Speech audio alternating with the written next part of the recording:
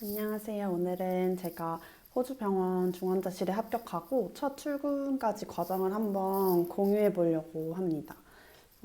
제가 어떤 과정으로 일을 시작했는지 한번 조잘조잘 썰을 풀어보도록 하겠는데요. 일단은 저번 두 번째 영상에서 취업을 어떤 과정을 통해서 했는지 얘기했었어요. 이제 지난 영상을 많이 봐주시고 댓글도 달아주셔가지고 후주 취업에 관심 있는 분이 여전히 많이 있으시다는 거를 알게 된 것 같아요. 그래서 제가 취업을 할 때 썼던 방법을 한번 공유해보고 시작하려고 하는데요. 저는 오로지 식닷컴만을 활용해가지고 취업을 했었어요. 그 호주 취업 어디서 해야 돼? 하면 이제 다양한 그 사이트들을 얘기를 하시는데 보통 대표적으로 얘기하는 게 식닷컴이고 이 식닷컴은 널스 잡만 하는 거는 아니고요. 모든 워홀러 분들도 취직할 때 많이 사용하는 대표적인 사이트입니다. 그래서 식닷컴에 접속해가지고 간호사 잡을 검색하면 각 병원에서 올린 공고들이 쭉 떠요. 그러면 이제 이 병원, 저 병원에서 올라오는 공고들이 많은데, 그거를 이제 만약에 찾아서 계속 지원하다 보면 내가 어디에 어떤 부서에 지원했는지 기억도 안 나고 처음에는 제가 그걸 뭐 메모장에도 쓰고 엑셀에도 써보고 리스트를 만들어 봤는데 그걸 이제 다시 확인하고 내가 지원을 했었구나 하고 찾아보고 이런 게 너무 귀찮더라고요. 그래서 이제 제가 썼던 방법은 한 지역 공고들을 보다 보면 자주자주 눈에 보이는 병원들이 있어요. 그러면 하루하루 공고를 지원할 때 그 중에 한 병원을 골라서 그 병원에 올라와 있는 모든 간호사 공고에 지원을 해버리는 거예요. 그래서 그 병원에 있는 모든 간호사 공고에 내가 지원을 하는 거죠. 내가 지원할 수 있는 곳에. 취업 준비 중이시거나 취업을 지금 하고 이제 구직 과정에 계시거나 다양한 공고에 지원을 해보셨으면 여기 넣었었나? 저기 넣었었나? 이렇게 헷갈리는 순간이 아마 공감이 되실 거예요. 저는 정말 정말 헷갈렸거든요. 그래서 이 방법을 개인적으로 추천하는 바인데 이제 A 병원에 모든 공고에 지원했으면 이제 B 병원으로 들어가서 B 병원의 모든 공고에 이제 지원을 하는 식으로 했었고, 제 경험상 대체로 같은 병원에 각기 다른 부서에 지원을 해도 각각 부서 여러 개에서 알아서 면접을 저한테 맞는 곳에서 면접을 불러주더라고요. 그래서 제가 다니고 있는 병원도 그렇게 지원했던 병원 중에 하나였어요. 제가 이제 어디 어디 지원했는지 기억이 안 나서 옛날 이메일을 뒤져봤는데 당시에 중환자실, 응급실, 풀널스, 트랜스플란트 앰뷸레이토리라는 그 저희 병원이 심폐이식 하는 병원인데 그 환자들이 이제 집에 가 있을 때 집에서 무슨 심텀이 있을 때 전화해서 확인하는 부서가 있거든요. 그 부서 랑 그리고 헤마토 온콜로지까지 제가 지원을 했었더라고요.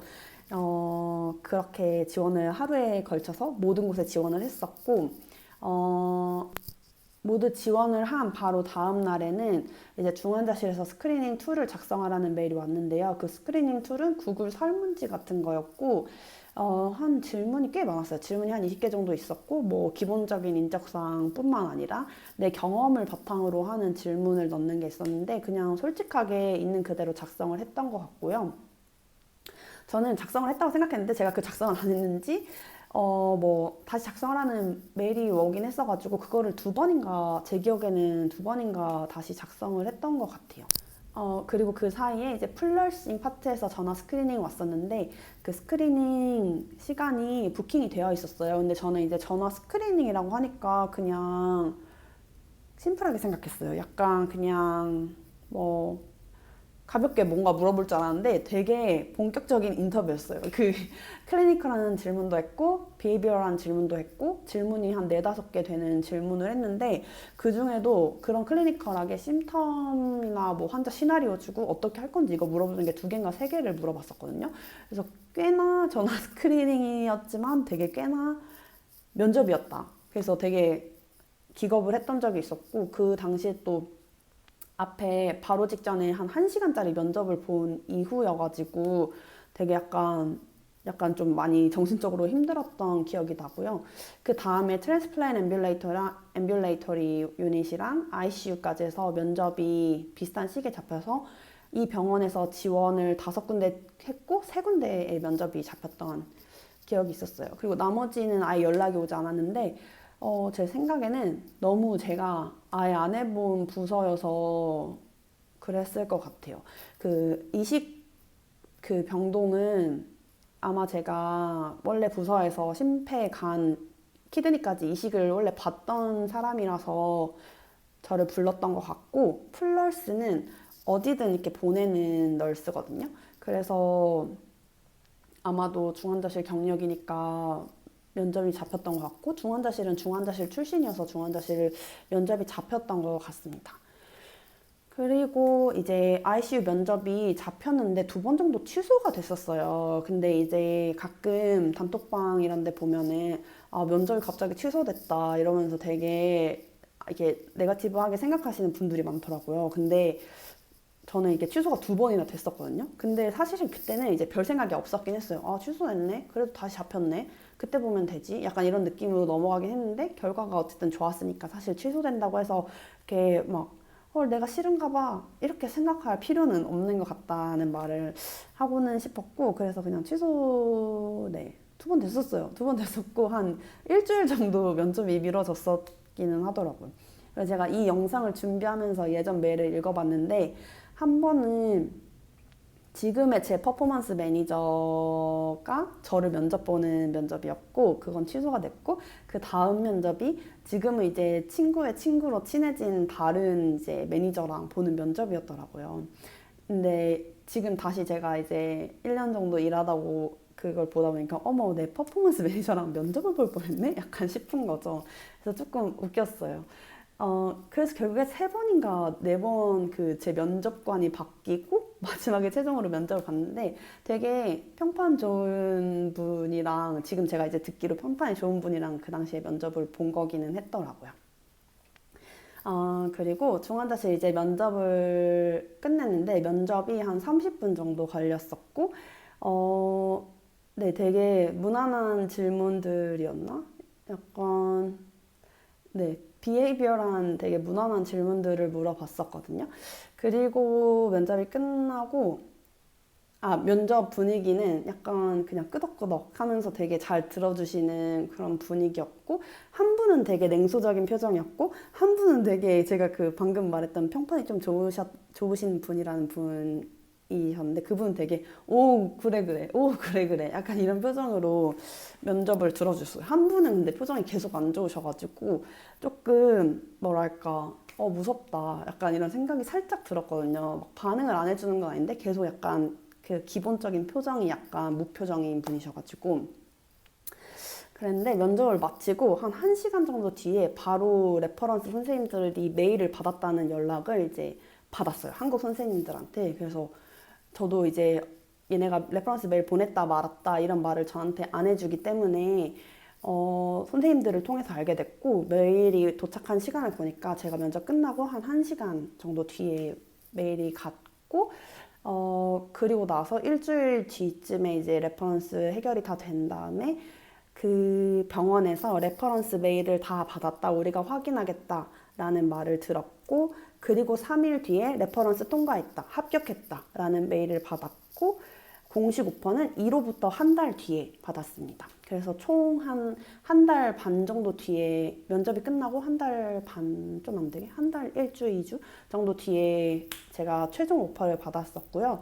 그 사이에는 각종 내라는 서류들, 백신 접종, 시롤로지 결과 등을 제출했고 전산 접속, 이메일 생성, 온라인 교육 링크 이런 거 다 받고 처음에 뭐가 로그인이 잘 안 돼가지고 그런 거 해결하는 시간도 가졌었습니다.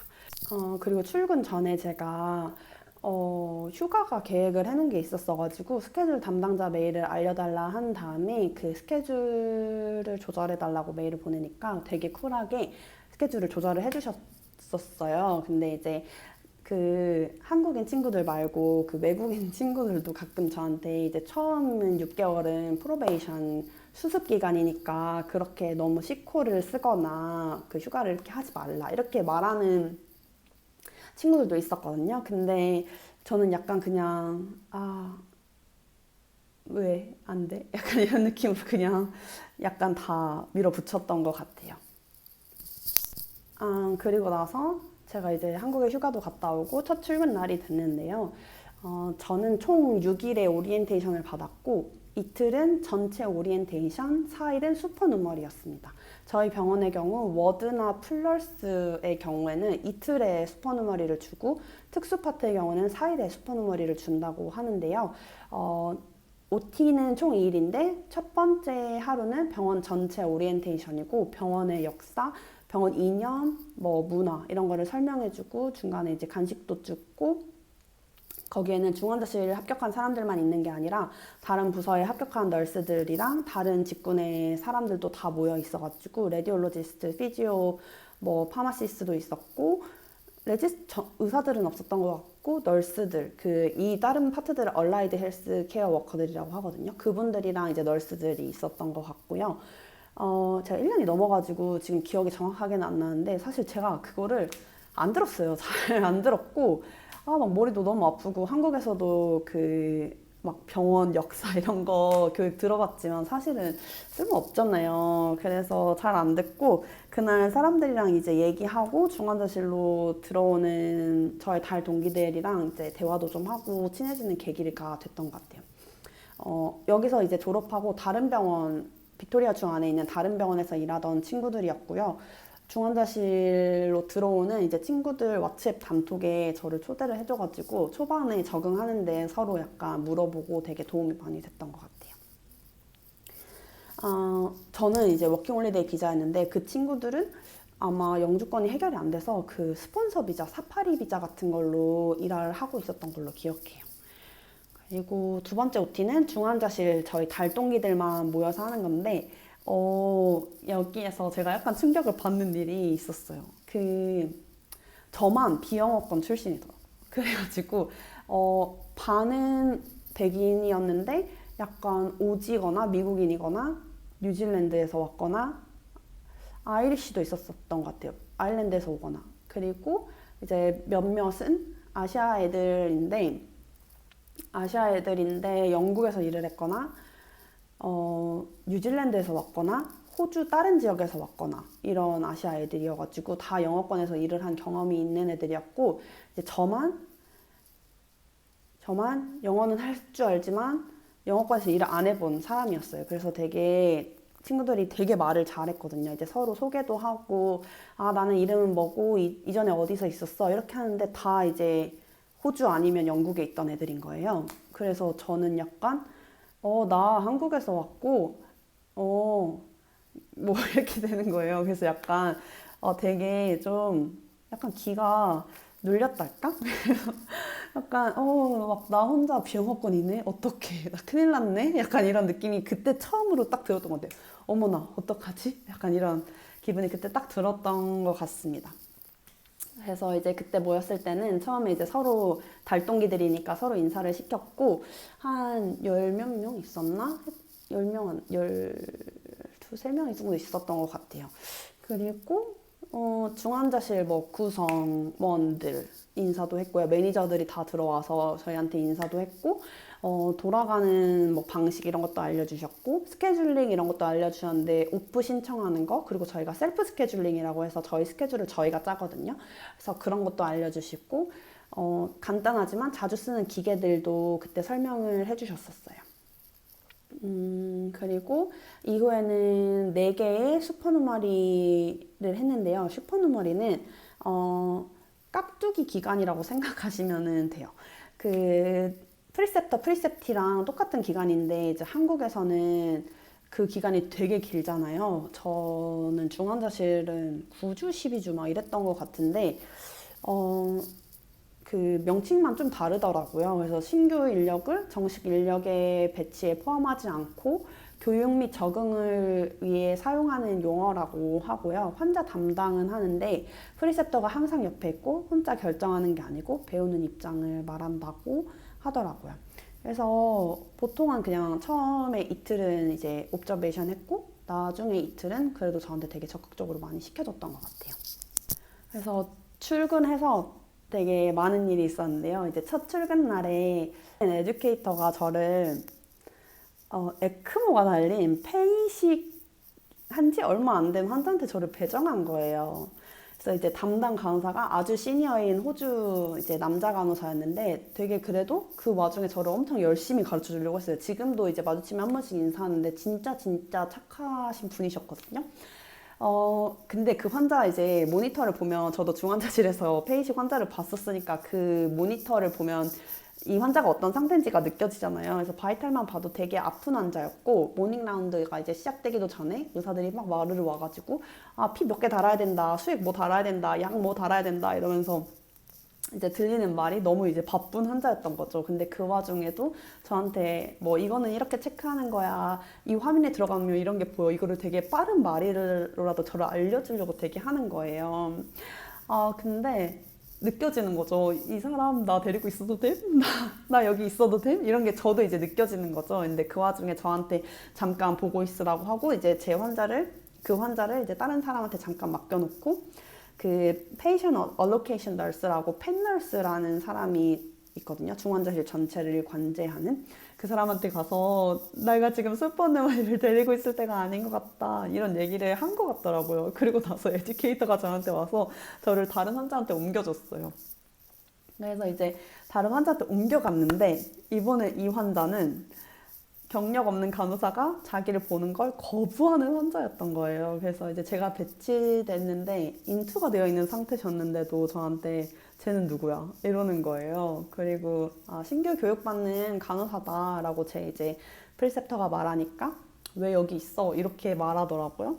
그래서 저를 가르쳐주는 간호사랑 이제 플로팅 널스가 이 사람 여기 처음인데 원래 중환자실에서 일했던 경력 있는 well experienced 간호사야 이렇게 했는데 이제 환자가 그제서야 좀 수긍을 했지만 그 이제 가족들이 엄청 소셜 이슈도 있고 예민한 가족이라서 저희가 또 옮겨졌어요. 그래서 중간에 한 명이 더 있었는데 그 환자는 기억이 안 나고 결국에 아침 7시에 출근해서 오후 3, 4시쯤에 마지막 환자한테 제가 배정이 됩니다. 이제 그 환자를 맡은 간호사랑도 이제 요새 마주치면 되게 친하게 인사하는 사이인데, 제가 이제 나 이번에 막 아침에는 이 환자, 그 다음에 이 환자, 그 다음에 이 환자 이러다가 왔어. 계속 나한테 안 맞는 환자를 어쩌다 보니 그렇게 받은 것 같아. 이렇게 말했더니 되게 아이고 이러면서 설명도 더 많이 해주려고 하고 오늘 못 해본 거 많이 해봐라 하면서 기록도 많이 시켜주고 그렇게 되게 설명도 많이 해주고 이건 이렇게 하는 거야 저건 저렇게 하는 거야 이건 이렇게 돌아가 이러면서 되게 많은 설명을 해주고 그날을 잘 마무리했던 것 같아요. 둘째 날은 제가 어떤 환자 받았는지 지금 기억이 안 나고 셋째 날에는 이제 CRRT를 돌리는 환자를 받았었고요. 그 빅토리아 주 중환자실에 대해서 얘기 많이 들으셨을 텐데 유독 이제 크리티컬 케어 너싱 마스터 과정 중에 2학기를 마치면 그 CCRN 서티피케이션이라는 게 나오거든요. 근데 이제 그거를 받아야 이제 어드밴스한 환자를 주는 걸로 유명한 주더라고요. 저도 몰랐어요. 저는 그런 게 있는지도 모르고 그냥 이렇게 다 넣어보고 붙은 곳에 왔고, 그래서 제가 이제 처음에 환자를 보러 들어가도 이미 전 병원에서 한국에서 뭐 이식, 뭐 PA 카테터, 뭐 에크모, 뭐 오픈하트, CRRT 이런 거 다 당연히 한국에서 받지만 저한테 그런 환자를 주지 않아요. 그래서 저희 병원의 경우에는 제가 말씀드렸던 뭐 그런 것들, 뭐 오픈하트 수술 직후, 이식 환자 뭐 수술 직후, 뭐 NO, 나이트로 옥사이드도 안 주고요.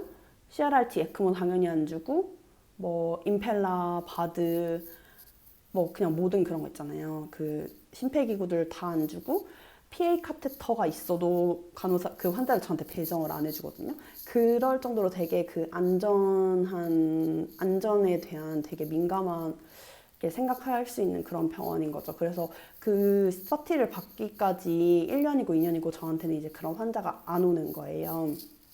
근데 이제 제가 첫째 날에는 에크모 달린 페이식을 줬고, 셋째 날에는 저한테 이제 CRRT를 준 거죠. 근데 이제 제가 볼 일이 없는 환자를 저는 이제 슈퍼누머리로 받은 상태였는데, 이제 스몰톡 하다 보니까 어디서 왔고 뭐 어떤 일을 했고 이런 얘기를 하다 보니까 이제 제 경력을 자연스럽게 알게 됐고 한국에서 CRRT 본 적이 당연히 있다고 했고 프리셉터가 되게 바빴거든요. 그래서 내가 백 갈게 하고 백 갈고 처음에만 한번 봐주고 이제 하는 거 아는 거를 확인을 했으니까 백 가는 것도 그냥 너 하라고 하고 약 주는 것도 시켜서 약도 제가 주고 그랬어요. 그리고 저한테 되게 새로웠던 게 여기서는 뷰렛이라는 시스템을 쓰는데 뷰렛을 통해서 약을 대체로 줘요. 그리고 알라리스 펌프를 쓰거든요. 알라리스 펌프는 약간 드러그 라이브러리라는 게 그 시스템에 담겨져 있어가지고 그 펌프로 모든 약을 시간을 그 펌프의 세팅으로 해서 줄 수 있는 그런 기계거든요. 그래서 그런 거는 제가 처음 한국에서 안 써봤던 기계여가지고 그때 약을 많이 줘서 그거를 그날 많이 익혔던 것 같아요. 그리고 EMR은 써너라는 EMR을 사용하는데 저한테 써너로 그 환자가 인투도 돼 있고 CRRT도 있고 뭐 카테터도 많고 해가지고 그런 거 기록을 어떻게 하는지 그 프리셉터가 정말 많이 알려줬었습니다. 그래서 여기까지 첫째, 둘째, 셋째 날 모두 다 다른 프리셉터랑 함께 했었고요. 넷째 날, 마지막 날을, 슈퍼누머리 마지막 날, 저의 담당 프리셉터를 만났어요. 그래서, 4일 중에 이제 딱 하루 제 프리셉터를 만난 건데요. 그냥 산소 치료 중인 환자를 봤었고, 그 환자가 조금, 임펄시브하고, 좀, 액팅아웃 하는 그런 환자였어가지고, 크게 할 일은 없었는데 되게 그 환자를 어떻게 달래고 어떤 약을 주고 이제 이런 거를 그때 많이 봤던 것 같고요. 이제 다른 친구들은 4일 내내 이제 같은 분이랑 한 친구들도 훨씬 많더라고요. 그래서 제가 옮겨 다닌 얘기 하니까 친구들이 되게 놀라기는 했던 것 같아요. 근데 저는 사실 옮겨 다닌 것도 괜찮았고 프리셉터를 한 번 만난 것도 괜찮았고 그냥 배우는 그 4일 동안 배운 것도 괜찮았어요. 더 슈퍼누머리를 바라는 마음도 사실은 없었고, 충분히 안전한 환경에서 일할 수 있다는 확신이 그 4일 동안 슈퍼누머리를 하면서 들었기 때문에 일하는 데는 크게 지장은 없었던 것 같아요.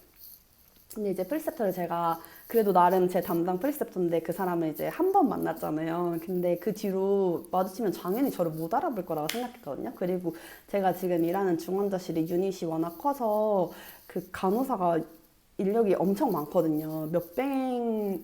500명을 넘어가는 인력이 있거든요. 그래서 저를 그냥 못 알아보고 인사를 못 할 줄 알았어요. 그리고 자주 마주칠 수도 없을 거라고 생각했고. 근데 그 뒤로 가끔 마주쳐서 몇 달 뒤에 마주쳤는데도 되게 반갑게 인사해주고 잘 지내는지 적응 잘하고 있는지도 꾸준히 물어봐 주더라고요. 그래서 하루밖에 안 만났는데도 너무 저는 고맙게 생각하고 있는 사람이에요. 그리고 나서 이제 혼자 출근하는 날이 딱 됐어요. 이제 처음에는 괜찮을까? 나 할 수 있을까? 약간 이런 정도 마음이 있었던 것 같아요. 근데 이제 첫날 혼자 일 시작하면서 배정된 환자한테 가서 그 베드사이드 널스한테 인계를 받았고 슈퍼누머리 동안 배운 대로 세이프티 체크를 하고 환자 어세스먼트를 하고 그리고 인계 받으면서 읽었던 노트를 기반으로 오늘 하게 될 일들이 뭐가 있을지 생각해보고 아침약도 준비하고 그렇게 시작했던 것 같습니다. 원래 중환자실에서 일하다가 다시 중환자실에 온 거여가지고 환자를 보는 이제 기본적인 시각에서는 크게 어렵지는 않았던 것 같고요. 여기가 이제 환자 인계가 끝나고 나면 팀 인차지인 A넘이랑 팀 서포트 널스라고 불리는 A넘 백업 인력이 같이 와가지고 하와이 하면서 서로 인사하고 오늘 어떨 것 같아? 오늘 플랜 뭐 있어? 이런 식으로 저한테 뭐 오늘 궁금한 거 있니? 뭐 걱정되는 거 있니? 이런 식으로 저한테 물어보거든요. 그러면 이제 그때 그 사람들한테 그거를 알려줘야 이제 그 사람들도 저한테 뭘 신경 써줘야 되는지 알아서 그때 말을 하면 되거든요. 그래서 저는 보통 초반에 나 오늘 처음으로 혼자 일하기 시작했다. 오늘 이 환자가 이런 걸 한다고 들었다. 근데 내가 이거 여기서 해본 적이 없는데 나 그때 필요하면 너네 전화로 불러도 될까? 이렇게 말하면은 그때 시간 맞춰서 저한테 와주고 제가 이제 아는 걸 설명을 하면은 뭐 그게 맞으면 맞는지 아니면 여기서는 다른 방식으로 하면은 우리는 이렇게 해 하고 알려주던지 아니면 같이 그 전산에서 방법을 찾을 수 있거든요. 그 프로토콜 같은 게 다 전산에 있어서 그거 전산 클릭해서 이거 한번 읽어보고 다음에 같이 해보자 뭐 이런 식으로 한다든지 그렇게 해주는 것 같아요. 그래서 이제 이 시기에 그 저한테 오는 그 친구들이 제 경력을 이제 잘 모르기도 하고 호주에서는 보통 중환자실에서 중환자실로 이제 CCRN이 뭐 옮겨고 이런 경우보다는 병동에서 이제 일하다가 중환자실에 이제 들어오는 경우가 더 많기 때문에 보통 이제 제가 아무것도 모르고 그냥 새로운 사람이니까 당연히 아무것도 모를 거라고 생각하는 경우가 많거든요. 그래서 불필요한 약간 대화 이렇게 설명 이런 거를 많이 줄이기 위해서 저는 항상 내가 아는 거를 먼저 말하고 이거를 이렇게 해도 될까? 이런 식으로 물어봤던 것 같아요. 그래서 좀 내가 어떻게 알고 있는지를 먼저 알려주는 게 도움이 됐던 것 같습니다. 그리고 또 일하는 그 구역에 에듀케이터들이 낮 시간에는 항상 있어요. 거의 항상 있고 제가 만약에 모르겠는데 약간 교육이 필요하다고 느끼거나 여기서 어떻게 하는지 알고 싶다. 이런 거를 확인하고 싶으면 그냥 에듀케이터한테 그 메시지 보내는 게 컴퓨터에 있거든요. 그래서 메시지로 나 뭐 침대 몇 번에 있는 누구야. 나 이거 몰라. 와서 알려줄 수 있어? 땡큐 이렇게 보내면은 저한테 와서 알려줘요. 그래서 환자를 일단은 기본적으로 되게 안정적인 환자를 1대1로 줬고 저를 서포트 해줄 사람이 3명이나 있어가지고 되게 혼자고 처음 일하는 거지만 항상 되게 든든한 마음으로 일할 수 있었고 초기에 모르는 거를 이제 아름아름 공부할 시간이 이제 근무 중에 충분히 있어가지고 초기 정착을 잘 할 수 있었던 것 같습니다. 처음 3개월 동안은 인투베이션 환자도 주지 않고 그 너인베이시브 벤틸레이터 그 CPAP 마스크나 바이팹, CPAP 그 마스크 뭐 후드 이런 거 쓰는 분들이 계시잖아요. 그런 것도 잘 안 줘요. 그래서 이제 슈퍼노멀이가 호주 4일 중환자실 엄청 작다 이렇게 느낄 수가 있는데 되게 비교적 안정적인 환자를 1대1로 주기 때문에 만약에 바빠도 약간 노라드 그 놀핀 정도 달고 있는 그 헤모다이나믹하게 조금 불안정한 그런 정도 환자를 주기 때문에 제가 그런 어떤 환자를 보더라도 이제 물어볼 수 있는 환경이 구성이 돼 있고 크게 어렵지 않게 느껴져서 충분히 잘 적응하면서 일할 수 있었던 것 같아요. 네. 이렇게 해서 제 호주 중환자실 첫 출근, 교육 기간, 그리고 일주일 정도 제 초반 근무 이야기를 한번 풀어봤는데요. 궁금하신 게 조금 해소가 되었으면 좋겠고 더 궁금하신 게 있으면 저한테 댓글 남겨주시면 제가 나중에 또 그거를 기반으로 영상을 만들어 보도록 하겠습니다. 영상 봐주셔서 감사하고 다음에 또 만나요. 감사합니다.